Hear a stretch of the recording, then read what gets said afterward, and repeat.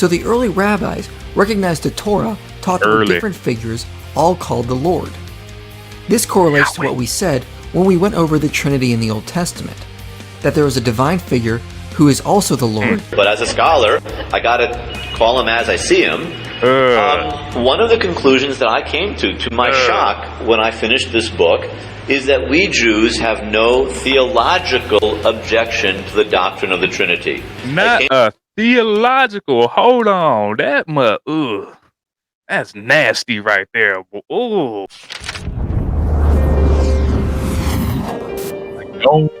A common belief is the doctrine of the Trinity is a total Christian invention. Before the rise of Christianity, early Jews never thought of or considered the idea of a multi-personal God, and only thought of God as a unified single figure. Christians either made up the Trinity to explain how Jesus revealed himself, or they stole it from paganism. Nah, bruh. But this is simply not true. And if you study early Jewish writings, you will see that many authors wrestled with the idea of three powers in the Old Testament, who all seem to be God.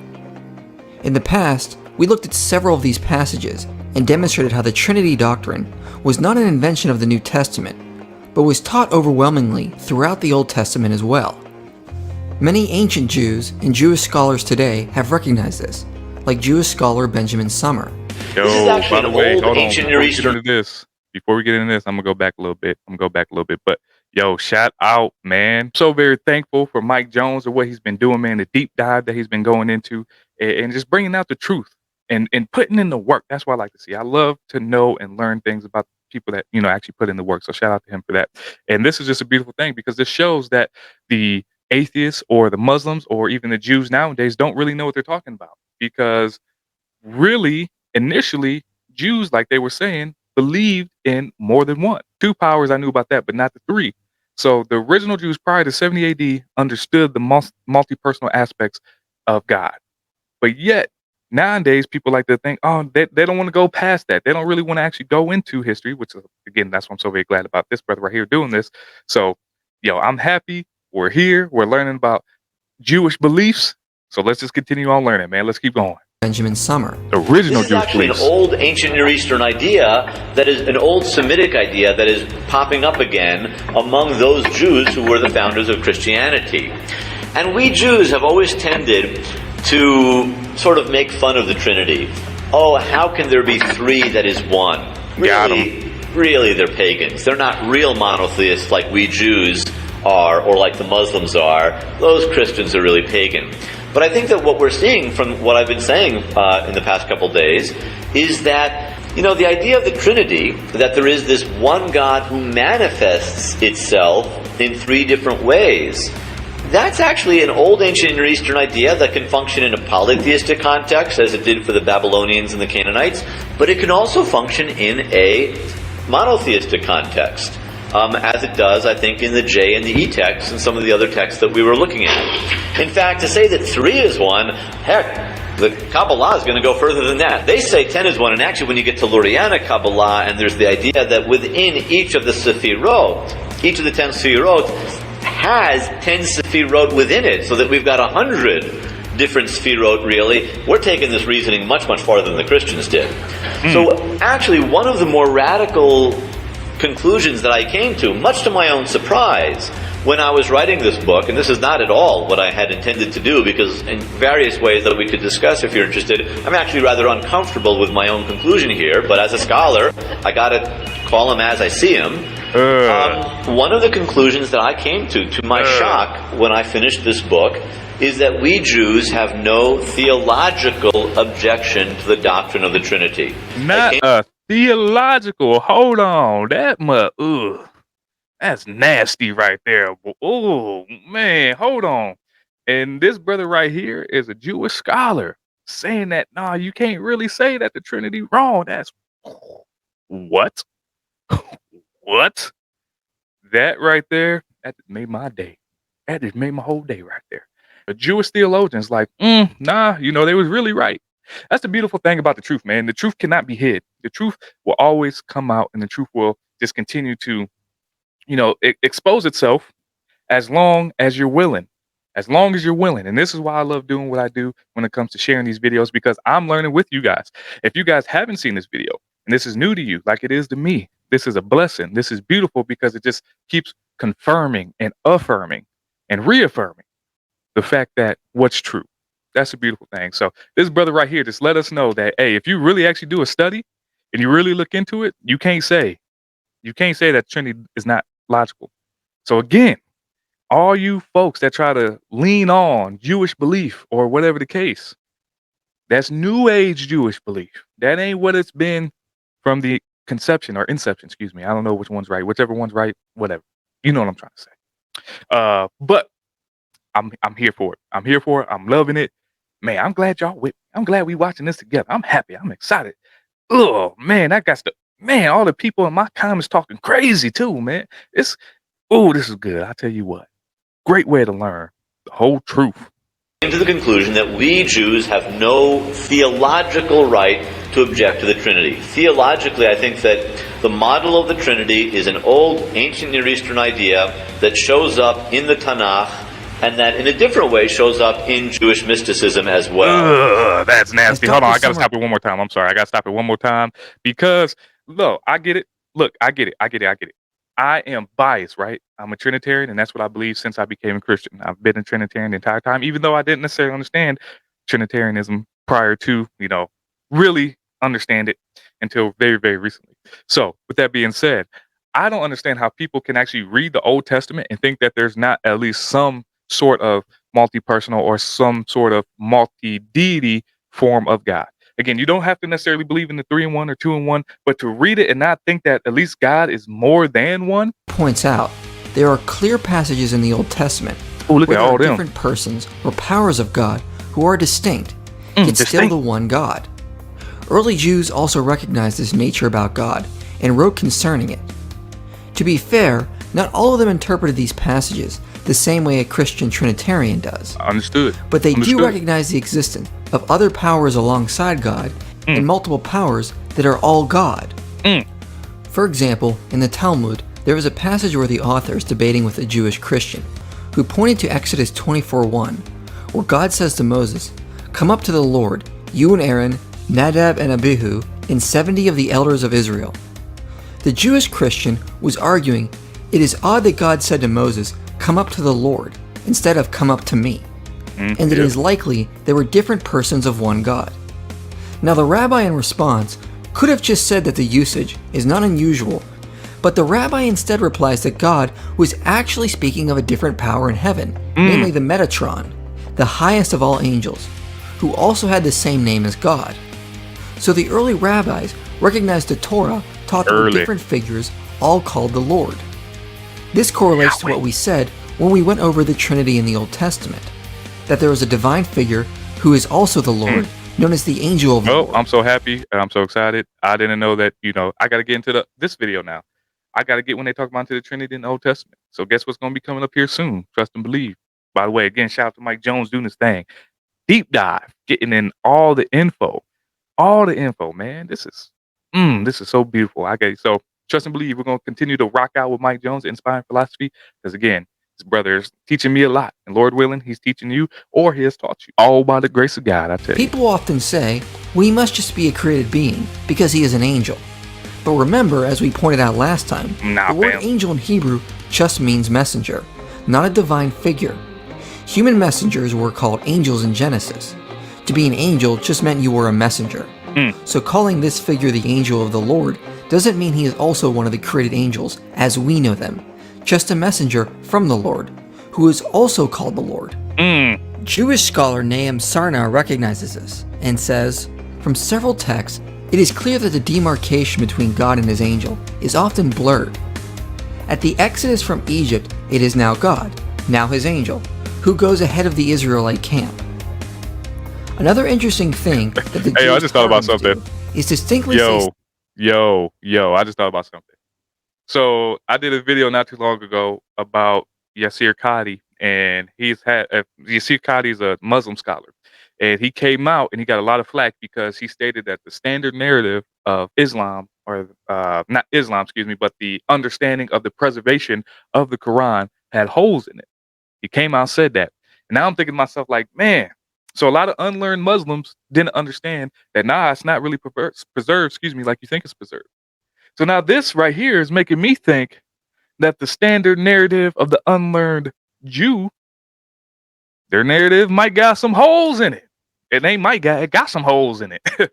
You feel me? So they got their scholars coming out with the truth, saying, again, like Dr. Summers was saying, that now you really can't say that theology doesn't make sense. And now this other scholar right here looks like that standard narrative got some holes in it too. I'm just saying, what's going on? Actually, I'm probably going to play that soundbite right here.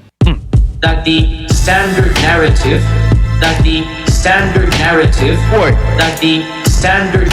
You'll finish. Someone known as the Memra of the Lord is a distinct figure from the Lord, but who also has the same attributes as the Lord. Dr. Michael Brown says, since God was often perceived as somehow untouchable, it was necessary to provide some kind of link between the Lord and his earthly creation. One of the important links in rabbinic thought was the word, called Memra in Aramaic. We find the Memra concept hundreds of times in the Aramaic Targums. This helpful chart shows how often the early Jewish Targums would translate passages from scripture that applied to God to say it was the divine figure known as the Memra, or Word of the Lord, acting as God. The Word created man, and is quite often equated with God during covenants and giving commandments. When the Old Testament says God did or said something, the early Jews translated this in Aramaic to mean it was the figure known as the Word of the Lord who actually did and said these things. Since God was untouchable, the spoken word of God came to us and did these things.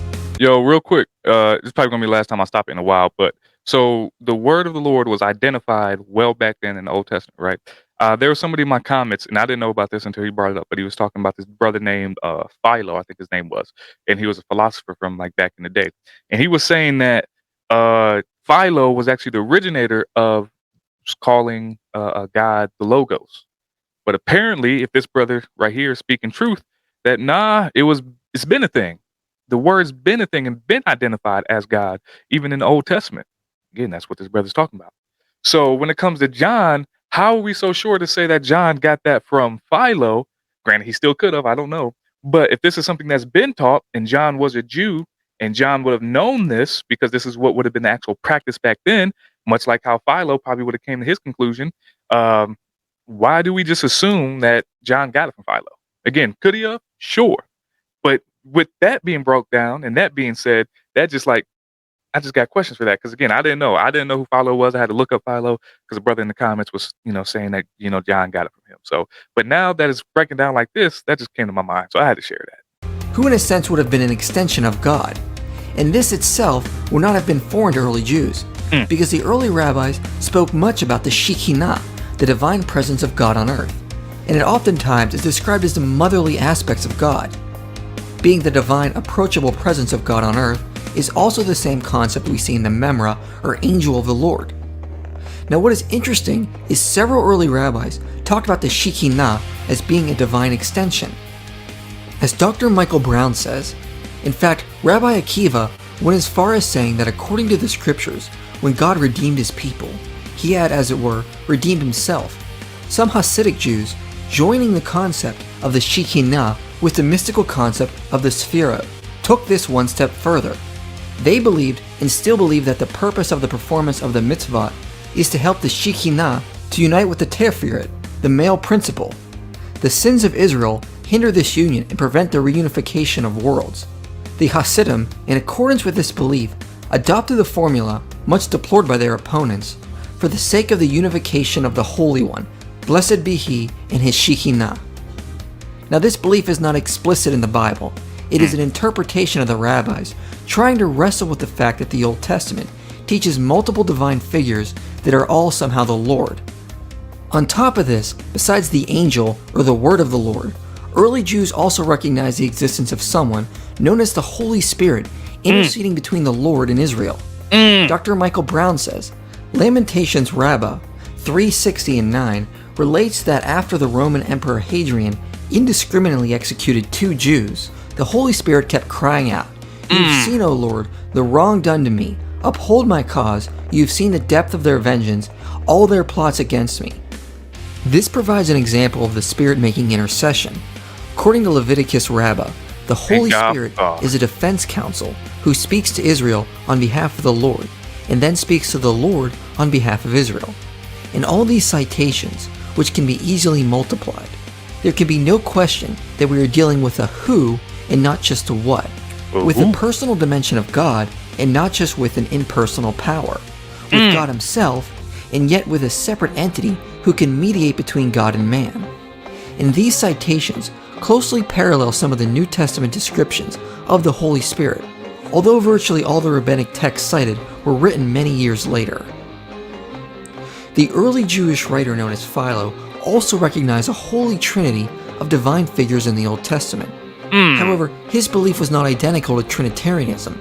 It was more like semi-Arianism. See, that's one thing I think people also get confused. I think people think that it has to be exactly like the way that we understand the Trinity now. No, as long as people, yes. What I mean by that is that, people think, oh man, your view of the Trinity isn't what is, but there's always been the understanding, again, that God has been multi-personal. This brother right here is a philosophical dude, philosopher, excuse me, that's what they're called. And, he had this idea. And a whole bunch of, again, the rabbis and everything else prior to Jesus had this idea as well that they were trying to work out and work through. So people were always trying to work through, because we'll never truly and fully understand the Trinity, but we have a good understanding what God has actually revealed from the Old Testament to the New Testament. So the church was able to get together and come to find out, what is at least as close as possible as God's revelation to us of who he was.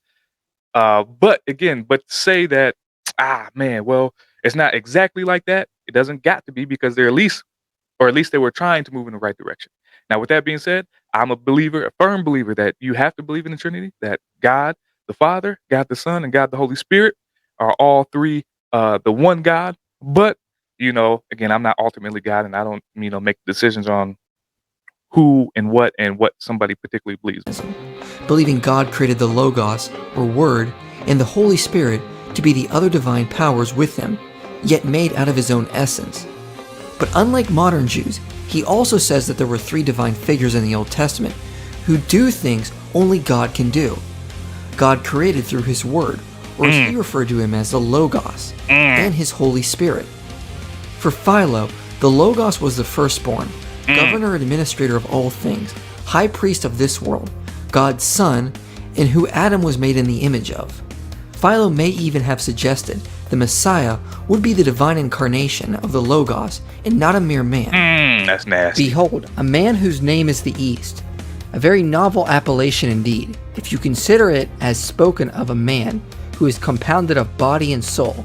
But if you look upon it as applied to that incorporeal being who in no respect differs from the divine image, you will then agree that the name of the East has been given to him with great felicity, for the Father of the universe has caused him to spring up as the eldest son, whom in another passage he calls the firstborn. And he who is thus born, imitating the ways of his father, has formed such and such species, looking to his archetypal patterns. Connecting the firstborn, or divine image, who Philo says is the Logos, to Zechariah 6:12 would be to say that the Logos is the Messiah, since this passage is a messianic prophecy, which is exactly the same belief that Christians were taught by Jesus. For Philo, the Holy Spirit was also similar to what is taught in Christianity. Philo often referred to him as the divine spirit, and people would be possessed by the Holy Spirit to do God's will. The Spirit would also be breathed upon people and lead people to seek God and worship him. Philo's idea was very similar to what Christians also taught about the nature of God, and both found these things while studying the Jewish scriptures. So the claim the Trinity was solely a Christian invention is unfounded. That's crazy. Many early and modern Jews have wrestled with the fact that the scriptures teach there is only one God, but there are three distinct figures who all seem to be God. Thus we can see the Trinity came out of the Jewish scriptures. It was not something stolen from paganism or made up by Christians, but revealed from what Jesus taught of himself and what the Jewish scriptures had already established. That's crazy. Yo, shout out to that brother right there doing the Lord's work. That was Brother Mike Jones, Inspiring Philosophy, and guess what? I got to look up more. We're going to continue to look into and react to more of his content. If you're not, go follow that brother, because, man, Crazy. Follow him on all his social media platforms. Do all that. Support the ministry. That being said, this has been your boy, the Scripture Plug Albert. I'll catch y'all next time. I'm out.